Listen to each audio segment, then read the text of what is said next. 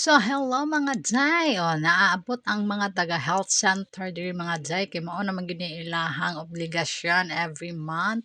Mao ni mga Jay.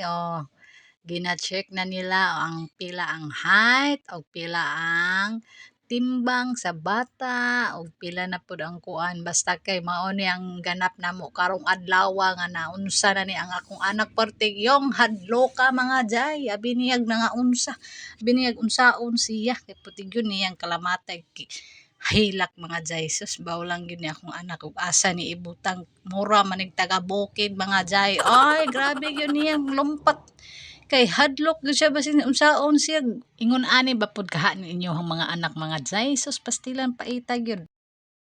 Wala na, adugo naman. Tas lakon. Wala ka kaunsaa. Og maorat to mga Jay gilambing na nakong upaw kay harong maulian lang in town sa iyahang kahadlok. Maorat to salamat sa paglantsa mga Jay, thank you.